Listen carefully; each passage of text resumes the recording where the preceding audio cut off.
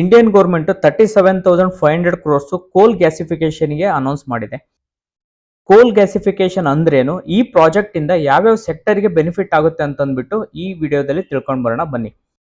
ಕೋಲ್ ಗ್ಯಾಸಿಫಿಕೇಶನ್ ಅಂದ್ರೆ ಕೋಲ್ನ ಸಿನ್ ಗ್ಯಾಸಸ್ ಆಗಿ ಕನ್ವರ್ಟ್ ಮಾಡೋದಕ್ಕೆ ಕೋಲ್ ಗ್ಯಾಸಿಫಿಕೇಶನ್ ಅಂತ ಕರಿತೀವಿ.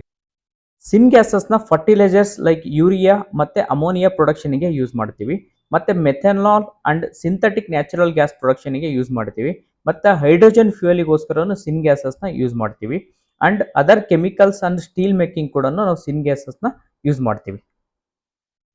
ಈ ಪ್ರಾಜೆಕ್ಟ್ ಇಂದ ನಾವು ಇಂಪೋರ್ಟ್ ಮಾಡ್ತಾರೆ ಅಂತ ಲಿಕ್ವಿಡ್ ನ್ಯಾಚುರಲ್ ಗ್ಯಾಸ್ ಆಗಿರ್ಬೋದು, ಮೆಥನಾಲ್ ಆಗಿರ್ಬೋದು, ಅಮೋನಿಯಾ ಡಿಪೆಂಡೆನ್ಸಿ ಎಲ್ಲ ಕಡಿಮೆ ಆಗುತ್ತೆ. ಈ ಪ್ರಾಜೆಕ್ಟ್ ಇಂದ ಬೆನಿಫಿಟ್ ಆಗೋ ಸೆಕ್ಟರ್ಸ್ ಯಾವ್ಯಾವು ಅಂತಂದ್ರೆ ಫರ್ಟಿಲೈಸರ್ ಸೆಕ್ಟರ್, ಕೆಮಿಕಲ್ ಸೆಕ್ಟರ್ ಮತ್ತೆ ಪವರ್ ಸೆಕ್ಟರ್. ನೆಕ್ಸ್ಟ್ ವಿಡಿಯೋದಲ್ಲಿ ಯಾವ್ಯಾವ ಸ್ಟಾಕ್ಸ್ಗೆ ಬೆನಿಫಿಟ್ ಆಗುತ್ತೆ ಈ ಪ್ರಾಜೆಕ್ಟ್ ಇಂದ ಅಂತ ಅಂದ್ಬಿಟ್ಟು ನಾನು ಎಕ್ಸ್ಪ್ಲೈನ್ ಮಾಡ್ತೀನಿ. ಇದೇ ತರದ ಸ್ಟಾಕ್ ಮಾರ್ಕೆಟ್ ರಿಲೇಟೆಡ್ ಅಪ್ಡೇಟಿಗೋಸ್ಕರ A to Z ಟ್ರೇಡಿಂಗ್ ಸ್ಕೂಲ್ನ ಫಾಲೋ ಮಾಡಿ ಮತ್ತೆ ಸಬ್ಸ್ಕ್ರೈಬ್ ಕೂಡ ಮಾಡಿ, ನಿಮ್ಮ ಫ್ರೆಂಡ್ಸ್ ಜೊತೆ ಶೇರ್ ಮಾಡಿ. ಧನ್ಯವಾದಗಳು.